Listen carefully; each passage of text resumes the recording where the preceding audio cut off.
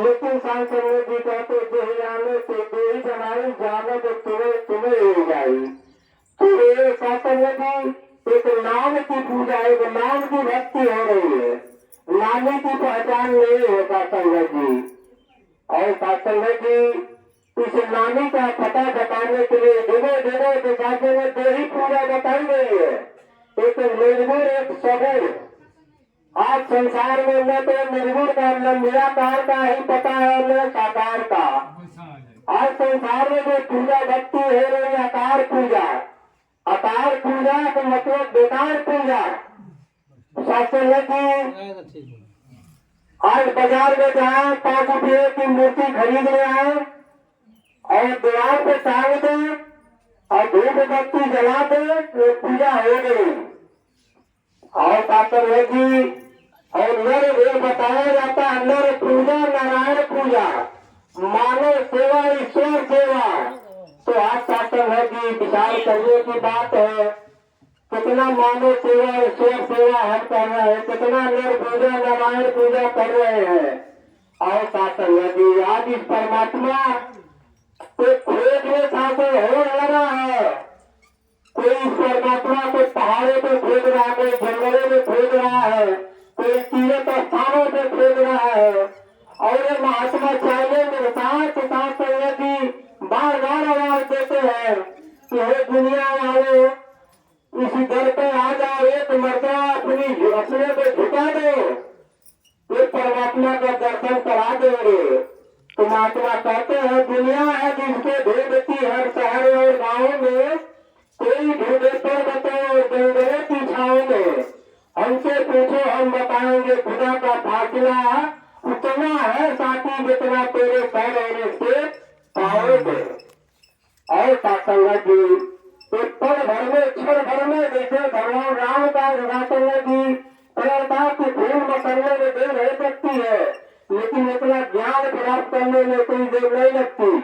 और संगत जी राजा जनक जी का भी वही पैर था, एक पद रख दो, एक पैर रखने पर रखो, दूसरा रखने के पहले ज्ञान प्राप्त हो जाए, ये पैर रखे तो संगत जी यही हुआ था। और संगत जी कहते हैं कि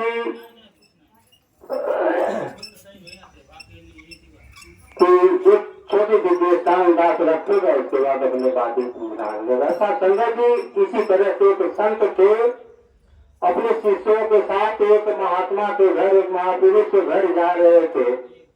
सत्संग जी ये महात्मा निहायत गरीब थे, लेकिन इनका दिल बहुत बड़ा था। सत्संग जी आप जैसे सत्संग जी तो वो भाग भाग करके संगत में जाया करते थे।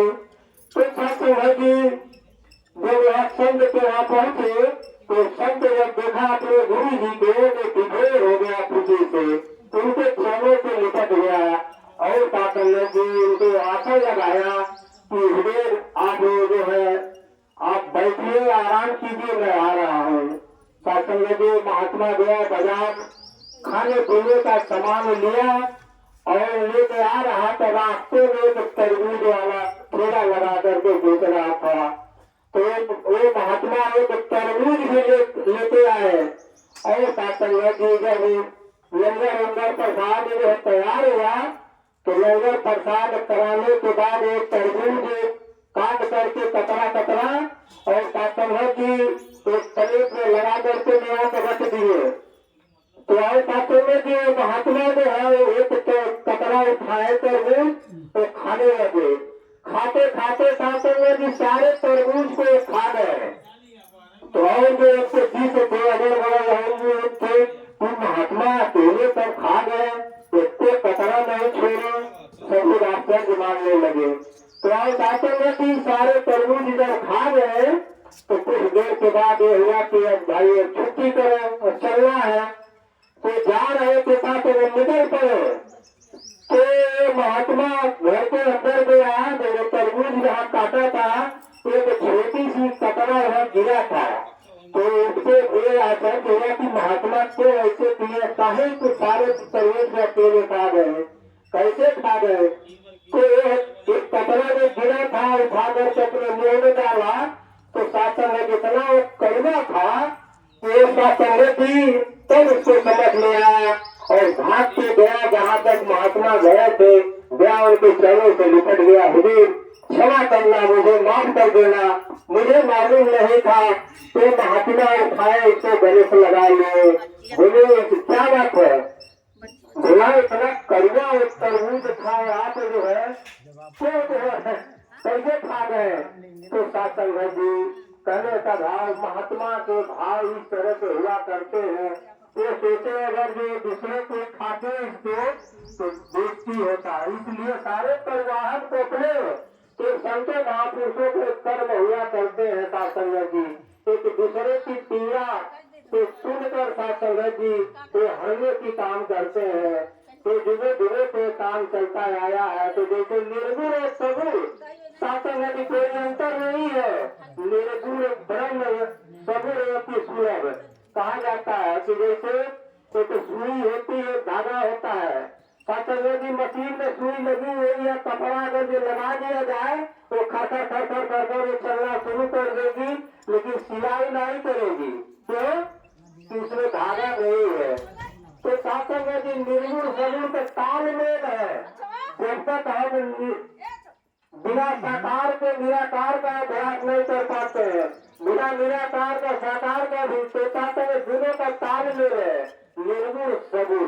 ये निर्गुण और सगुण दोनों का परिचय करा करके आप सतगुरु ये इंसान हर इंसान के साथ संगत जी ये जो है आवागमन से फुर्सत कर रहा है। सासंग जी कहते लोक सुखी और परलोक सुहेला, ये कैसे होगा सासंग जी। तो लोक सुखी परलोक सुहेला बनाने के लिए समय समय पर तो सतगुरु आता है और कहते हैं पूरे बस्ती में रहता है, वो वीरानों में रहता है, वो काबे में रहता है, वो बुतखानों में रहता है। खुदा को ढूंढने वाले नहीं जानते ताकि खुदा के आजकल अपने इन दीवानों में रहता है। तो आए सासंग जी कृपा करो, रहमत करो। समय आगे जा रहा था, वही बोल गया और आगे न पूछ सकता, शब्दों से सासंग जी प्यार से कहना।